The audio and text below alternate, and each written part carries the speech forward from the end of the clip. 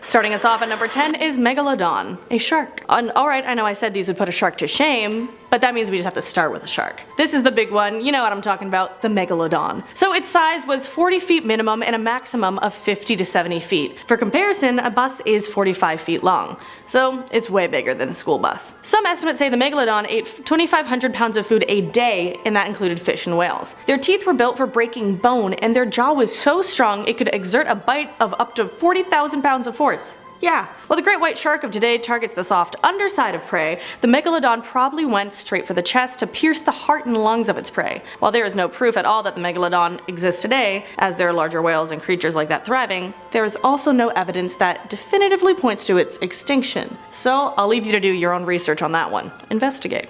You never know.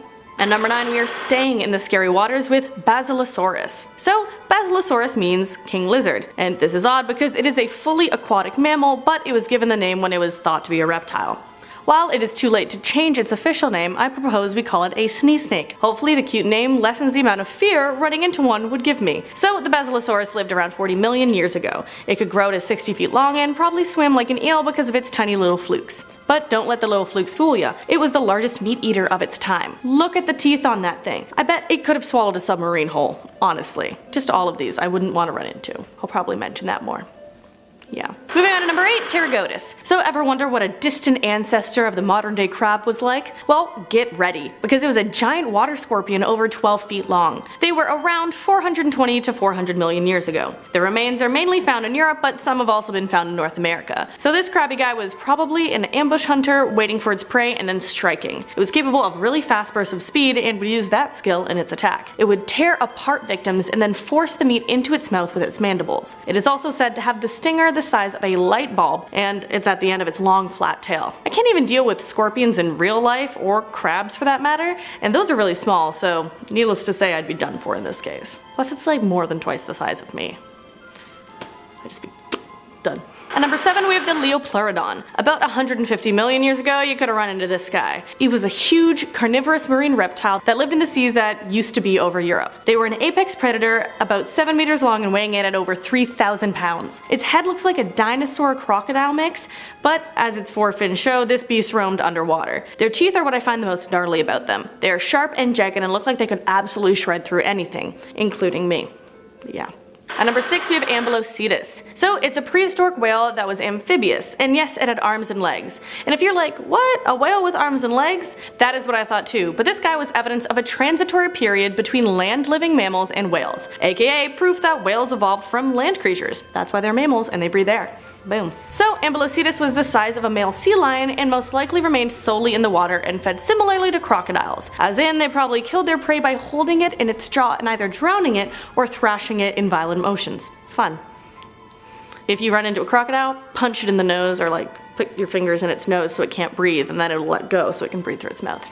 Pro tip. On to number 5, Mosasaurus. So this one is known as the lizard of the Meuse River. It got the name after being the first specimen found near that river. It lived in the seas of Europe and North America, and it lived 70 to 66 million years ago. It caught fish, birds, other marine reptiles, and even sharks. It had a second set of teeth that latched onto their prey to ensure that they didn't get away, and it was just under 60 feet long on average, so huge. At number 4, we have Zygophyster. So this one was like a sperm whale or a killer sperm whale. It had a bulb like a beluga, most likely that would let it do echolocation, like one of those jiggly melon heads. So as a prehistoric predatory whale, it had teeth in the upper and lower jaws, which is unlike today's large species like the sperm whale that just have the teeth in the lower jaw. The teeth were also rooted deep in the jaw, and they had a cone shape, which is one of the hallmarks of being a predator. Therefore, Zygophyster probably went after large and powerful prey. So imagine this roaming the waters, and you think it's a whale because its body looks like a nice chill animal, but then you see the face and it's nothing but teeth. Boom, it bites into a smaller whale and then a shark, and that's just absolutely wild to me. When I think whales, I think cute, fun, but no, not this one. At number 3, we have a giant ground sloth. And I know what you're thinking, sloth? Giant one would be pretty cute. Just like the one in that video where it gave someone a flower. Oh, a gift. But not this big one. The Megatherium, or a giant ground sloth, lived in South America about 10,000 years ago. It weighed up to 4 tons and was about the size of an elephant. Yeah, picture that. While it was a leaf-eating lovely herbivore, it still wasn't safe. Just take a peek at those claws. And while there are depictions of it with fur or hair, since we associate that with sloths, they were most likely hairless. Like elephants, with mass comes more heat, and these giant ground sloths were probably prone to overheating. And to do that, they had to become hairless, and they probably looked a little bit like a sloth if you mixed it with a hairless cat. Moving on to number 2, Helicoprion. This was a shark-like, eugenodontid, holocephalid fish. All those fancy words are to say it had this scary looking tooth whorl. They are clusters of teeth coming out of it, and it was basically a tooth factory. Scientists had to make guesses on the anatomy and behavior of the animal because they didn't recover a full fossil of the being, which makes sense because it lived in the ocean so long ago, 290 million years ago. Today the closest living relative is the chimera, and that is a creepy looking fish too. But lastly, at number 1, we have the titanoboa. So the anaconda pales in comparison to this bad boy. The titanoboa snake lived deep in the South American jungle 60 million years ago, and thank goodness.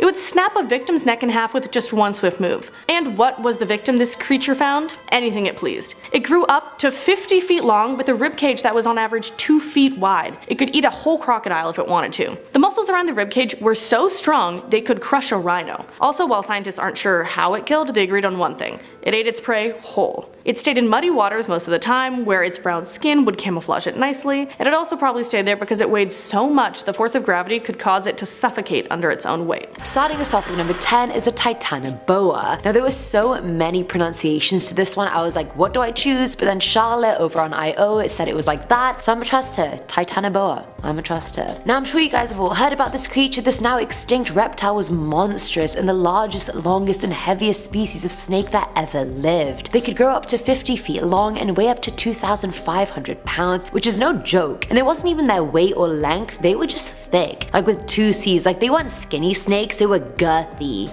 and thick. They were mostly found in present-day northeastern Colombia and date back 58 to 60 million years ago. Now they spent most of their time underwater or around the trees, and their dull coloring allowed them to be super camouflaged very easily. Their diet consisted of giant crocodiles, turtles, birds, and basically anything they fancied eating that day, because they could. They had rows of teeth lining their upper and lower jaws, and since they weren't venomous, they would either constrict their prey or block their windpipe. Now no one actually knows why the titanoboa went extinct. One theory is that it was due to climate change, which I mean, great, because it's gonna happen to us as well, so we'll be right there with you. Either way, let's not bring back this enormous snake because I'm surrounded by too many snakes already.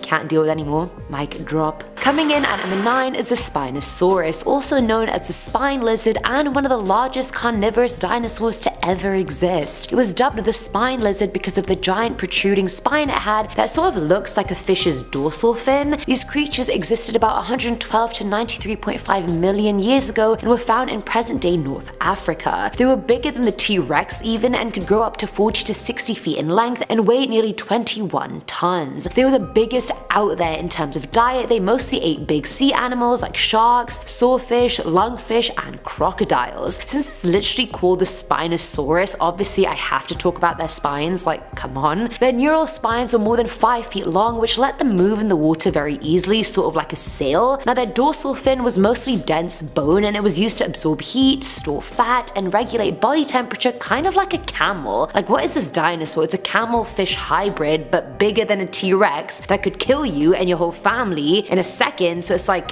I'm getting a lot of mixed signals right now. I don't know what to think. At number 8 we have the Andrewsarchus. The name of this one is just so funny. Like Andrewsarchus, like it sounds like the final boss of those frat boys that will sue you. And now you must fight Andrewsarchus of Delta Upsilon chapter boss. Anyway, now that I'm done on this creature, let's actually speak facts. This creature existed around 45 to 36 million years ago in what is now present day Inner Mongolia. They honestly looked like very ugly wolf-hyena hybrids, except just a lot bigger. Their skulls were massive and had snouts attached that basically consisted of 60% of their entire face. Like its face alone was 32.8 inches long. That's a big face. Based on the skull alone, it was declared the largest meat-eating land mammal to ever exist. They weighed anywhere from 800 to 1,000 kgs and were just huge, savage dogs. Since we've never found a complete skeleton of one, it's hard to tell what the rest of their bodies would look like, but what we do know is that we're at the top of the food chain right now, and if they were around, that's our number 1 spot just gone. and we don't need that. Filling our number 7 slot is the Deinosuchus, which literally translates to terrible crocodile in Greek. Now crocodiles are already scary enough, but just imagine the biggest crocodile you can think of. Yeah, the Deinosuchus was bigger than that too. These creatures roamed the earth 82 to 73 million years ago and used to live on both sides of the western interior seaway, which was this inland sea that used to divide North America but now obviously doesn't. Despite being named terrible crocodile, they were actually more closely related to alligators. Who the knows the difference between them anyway? When I was young, I actually thought crocodiles were the male versions and alligators were the female versions of the species, and I don't know any better now. They grew up to 40 feet long and weighed about 10 tons. If you can see this picture right here, oh dear god. Now this is a comparison of a Deinosuchus skull and a regular alligator skull. Does that give you more of an idea of how huge I'm talking when I say this thing was huge? Like, they're not playing around. I feel like my whole body could fit in that mouth. Anyway, in terms of diet, they mostly ate other large dinosaurs, smaller dinosaurs, large aquatic dinosaurs, and turtles. Have you seen the jaw? It could eat my whole family if it wanted to. Nope. Nah, B. We're not getting you back. Bye-bye. Stay extinct? No. Now at number 6 is the Dunkleosteus. Now off the bat, this one doesn't look scary, but believe me, it is. It lived on Earth around 358 to 382 million years ago and was actually an aquatic creature. The largest fossil ever found was nearly 20 feet long and weighed about a ton. Looks wise, they were very interesting. They had armored bodies, and instead of teeth, they had 2 sharp bony plates that made it look like it had a beak. And the face of it really reminds me of a Pokemon that I can't remember the name of. Please tell me if you know it down below. And I know having teeth sounds scarier, but don't be mistaken, the Dunkleosteus could open and clamp its jaw closed in as little as 50 milliseconds, and their bite force was 612 kgs at the tip and 755 kgs at the edge. Their beak was essentially designed to break into the same kind of armor that covered their own bodies, and that means they were either cannibalistic or they fought each other for territory. Either way, we never trust a hoe that eats its own. Never ever. No, no. If you betray your own, what are we gonna do with you? In terms of diet, they ate anything they encountered in the water, to be honest, and the other fish would have just seen it coming and the dude's beak would have already opened and closed and just KO. Before you even know what's going on, you're done. Spitting your head off. Unlucky. Too slow. You snooze, you lose. Coming in at number 5 is the Haast's eagle. I know we still have other species of eagles around, but this one really takes the cake. Now, these eagles became extinct after 1400 and were mostly found in the South Island of New Zealand. In Maori folklore, the Haast's eagle was accepted and looked at as this monstrous bird. It was the largest eagle to ever grace the earth, and they were even larger than the largest living vultures. They grew large because their prey, the flightless moa, was massive and could grow up to 510 pounds, so I mean, you need to be big yourself if you're gonna eat and kill something of that size, let's be real. Size-wise, they were about 22 to 33 pounds with wingspans of 8 to 10 feet, and that doesn't seem that big because, I mean, it wasn't. However, it lent to it being fast as hell, and they would attack at speeds of up to 80 kilometers an hour. Now, the force of its attack would be the equivalent of a concrete block falling from an 8-story building. Specific, I know, but I mean, it would literally pierce the out of its prey, and it's even said that it used to pick up Maori babies and kill them. This bird is out here abducting babies. No remorse whatsoever, stone cold killer. You can't have that around the kids. It's gonna swoop me away in a second. At number 4 is the short-faced bear. Now, I've never actually seen a regular bear that's not extinct, but from what I've heard from everyone at the office, they're absolutely lethal, which I never would have thought before because the bears are usually very cute and cuddly, but no, these mofos will run after you and kill you, damn it. So with that in mind, the short-faced bear existed up until 11,000 years ago, so I mean, it's the most recently extinct one on the list, you could say. They were found mostly in North America, California specifically, and their faces aren't actually shorter, they just have deeper snouts and shorter nasal regions than other species. But that made their bite force more lethal than any normal bear, including grizzlies. Either way, these short-faced bears were humongous. The largest one ever weighed 2,110 pounds. Like, what? What? An average one would be 8 to 10 feet standing up, but the larger ones would be 12 feet standing and could run at speeds of 40 miles per hour. Like, these bears are no damn joke. Diet-wise, they were omnivores. They would eat basically depending on availability, but they needed 35 pounds of meat a day, so if they existed right now, we'd be like a free walking stir fry for them. Just pick whichever one you want, eat it up, chase after it. Doesn't matter. There's 7 other billion of us. Eat us up. It's fine. We can take the hit. We're overpopulating anyway. Filling our number 3 slot is the Smilodon, more commonly known as the saber-toothed cat. Now they were around up until 10,000 years ago, so they've now taken over the bears as the most recent animal on this list, and they overlapped with early humans. They were found mostly in the Americas, and they were more robustly built than any other feline. They had incredibly developed forelimbs and long-ass upper canine teeth, and the longest recorded being 11 inches. The bigger ones were about 500 to 900 pounds, and the smaller ones were about 350 to 650 pounds. The saber-toothed cat was a hyper carnivore, so I don't even have to tell you what that means, and on top of that, they hunted in packs. So let's just say if they existed, we definitely would not. Okay. Now at number 2 is the mega piranha. Come on you guys, piranhas are a real threat. And a mega piranha? Say less, my friend, say less. Now they were around about 8 to 10 million years ago and swam around the region of present day Argentina. They were bigger than the piranhas we have now. They were about 28 inches long and weighed 20 to 30 pounds. The ones we have now weigh about 2 pounds, so you can imagine the difference. They're just babies. They're just not mega, let's be real, they're beta at best. Either way, they ate things like crocodiles, snakes, and fish. Like, can you imagine this little fish eating a crocodile, which back then would have been huge as well? The mega piranha could exert a force that was up to 50 times its own weight, meaning it could crush a car in its mouth if we were to experiment. And honey, if it's crushing a car, it's crushing your skull.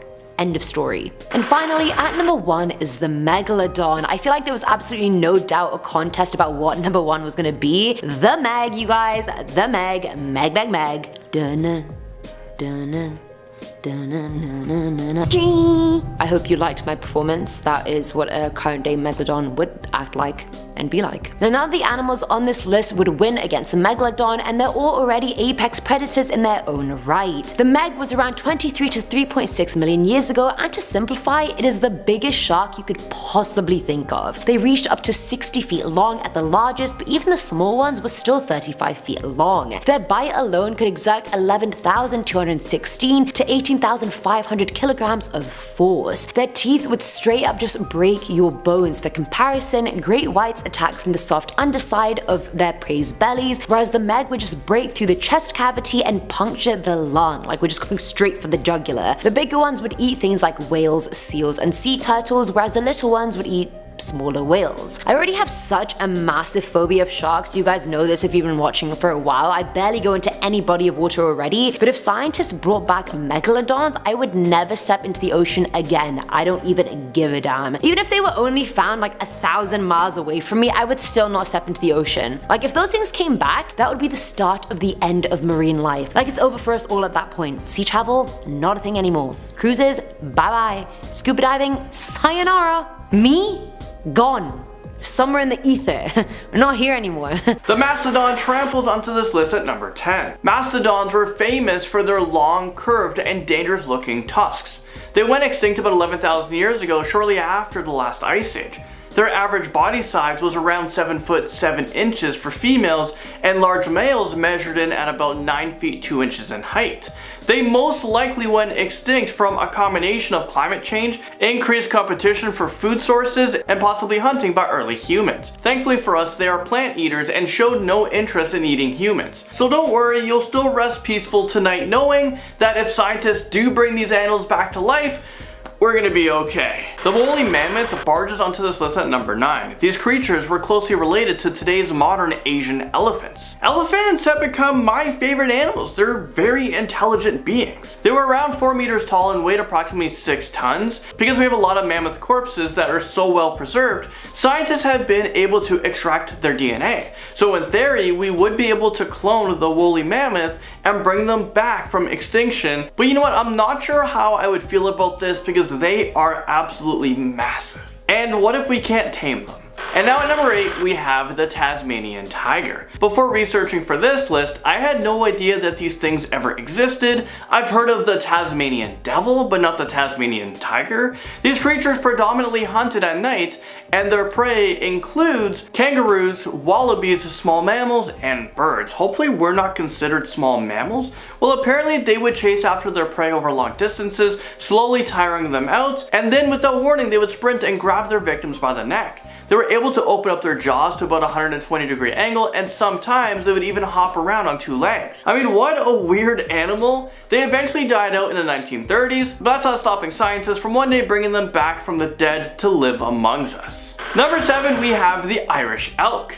This animal was one of the largest deer to ever walk on the earth. It's suspected that these animals roamed the earth about 7,700 years ago in Siberia, and our current red deer or fallow deer might have some similar genes to the Irish elk. They stood at a height of about 7 feet tall, and their massive antlers measured in at a whopping 12 feet long. I mean, is this real life right now? Those humongous antlers probably did some serious damage back in the day. Well, not really.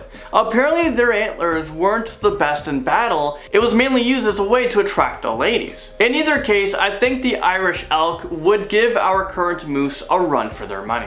Unless it's a Canadian moose. Canadian mooses are extremely large. For those of you guys who are scared of birds, you might want to take cover because in at number 6, we have the moa.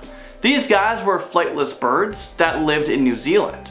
They went extinct about 700 years ago, which is actually pretty recent if you think about it. But now scientists believe that they are getting very close to bringing these large birds back from the dead. The moa were extremely tall. They measured in at about 12 feet and weighed over a ton. I mean, what the heck did these guys eat? I need to get on this moa diet when I'm ready to put on some serious muscle gains. They were also very swift runners. They were able to defend themselves by kicking whenever they got cornered. Thankfully, they mainly ate seeds, fruits, leaves, and grass, so you know what? I'd gladly welcome these guys back if we managed to bring them back from extinction.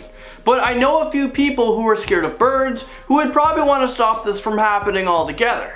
Caspian tigers crawl onto our list at number 5. These creatures used to be located in Turkey and Central Asia, but they went extinct in the 1960s, so not that long ago. They were known to be aggressive hunters that preyed on wild boar, red deer, and domestic animals such as dogs and cattle. There are some scientists that want to bring back the Caspian tigers by reintroducing the nearly identical Siberian tiger to its old habitats, where they are expecting it to adapt. Up next on our list, number 4, we're talking about the woolly rhinoceros. These huge beasts became extinct at the end of the most recent ice age. The woolly rhino was a massive animal. He had 2 large horns near the front of his skull, and he was covered with a thick coat of hair that made it ideal for him to live in harsh climates. Humans are being blamed for their extinction, so I guess scientists want to reintroduce them back into the environment, you know, to make up for it. But the real question is, what kind of impact would reintroducing the woolly rhinoceros have on our animals living today? I'm not sure if it would be in anyone's best interest to bring them back from the dead. Because if we bring them back from the dead, what animal species do they totally eliminate? And now at number 3, we have the Siberian unicorn.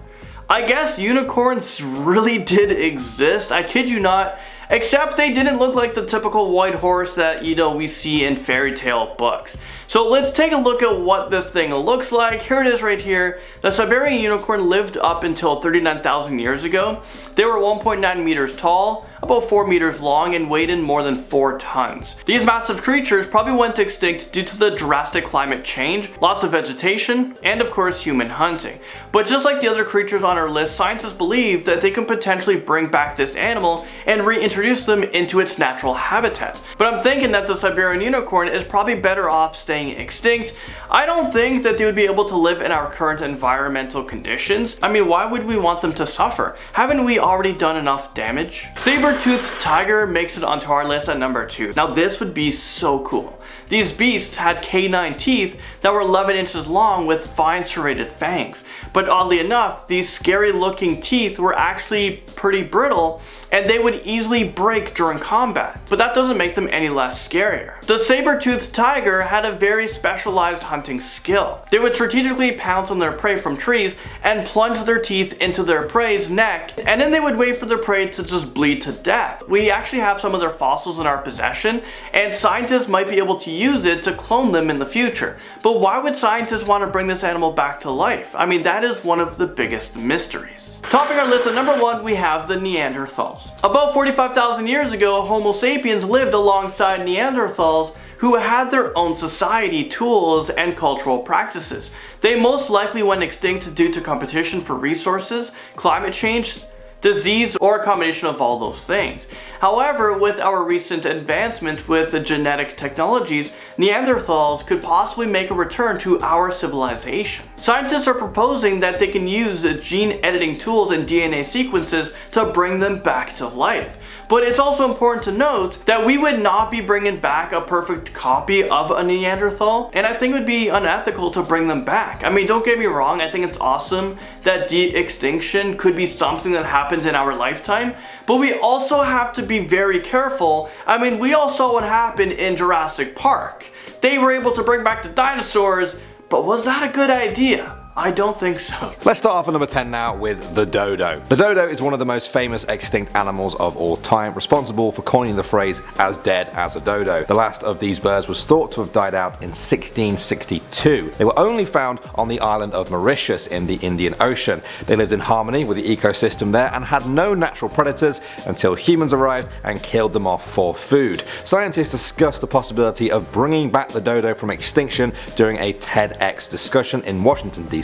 in 2013. The dodo's closest living relative is the Nicobar pigeon, and some say that one of its eggs could be fused with the cell of a dodo to create a living dodo. Imagine if that happened. It would ruin that phrase. Next up at number 9 now, we have the mammoth. Now this is perhaps the most famous extinct animal of all time. Society has been obsessed with these woolly elephant cousins for decades. Interesting fact for you guys, although most of them did die out about 10,000 years ago, a small population of mammoths survived on Wrangel Island off the coast of Russia until just 3,600 years ago. That's nothing if you think about it. Humans were running around at the end of the Bronze Age during then. Anyway, because of how recently they died out and how many of their bodies became frozen in the permafrost, scientists have actually been able to extract cells from mammoth remains. The plan is then to splice specific mammoth genes into the genome of an elephant embryo to create a sort of mammoth-elephant hybrid with all the mammoth traits we recognize. Now this isn't just for no reason either. Some scientists say that these new mammoths could help prevent tundra permafrost from melting and releasing huge amounts of greenhouse gas into the atmosphere. Moving on to number 8 now, we have the thylacine. This species died out in the 1930s after being hunted to extinction in its native Australia. It may look like a dog, but the thylacine actually belonged to the marsupial family and was a relative of kangaroos and koalas. A group of Australian scientists led by Michael Archer have previously worked on bringing back the thylacine from extinction. They called themselves the Lazarus Project. Their efforts only managed to capture some of the fragments of the thylacine DNA though, and not enough for a true clone. Still, even this was enough for people to see the thylacine as a strong candidate for eventual de-extinction. Next up at number 7 now, we have the gastric brooding frog. This little frog was native to the eastern coast of Australia and went extinct less than 100 years ago. It got its name from its interesting method of reproduction. The females would swallow their fertilized eggs, which would then hatch into tadpoles in the frog's stomach before being vomited out into the water. It sounds gross, but it definitely worked. Because of how recently they went extinct, scientists recovered enough genetic material to create living embryos.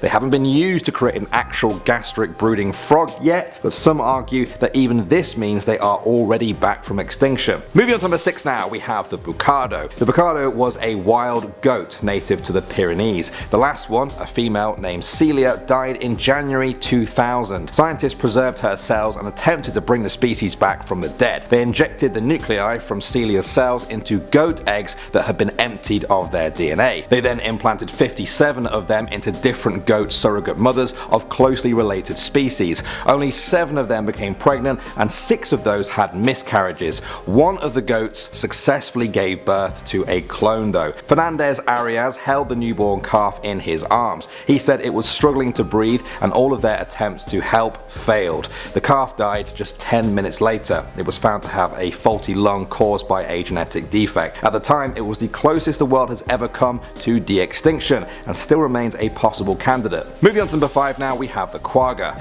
The quagga is an extinct subspecies of the plain zebra and lived in South Africa. The last wild quagga was hunted to extinction in 1878. The last captive one died in Amsterdam 5 years later. Now because of their close relationship to the plain zebra, some scientists have created the Quagga Project, which is attempting to use selective breeding to create a new subspecies that strongly resembles the quagga. In 2016, the project announced they had 6 individuals individuals showing the preferred pattern. The goal is to have 50 of them and then move them to a protected area for continued breeding. Will this count as the quagga being brought back from extinction? Let me know what you think. Alright, moving on to number 4 now, we have Steller's sea cow. This sea mammal was discovered by Europeans in 1741 on Bering Island in the northern Pacific Ocean. It went extinct just 27 years later after being hunted for its meat, fat and hide. It belonged to a group of species known as Dugongidae. The only surviving species of that group is now the dugong. Some scientists hope that if enough sea cow DNA can be recovered, they can fuse it with the egg of a dugong and bring back the sea cow from extinction.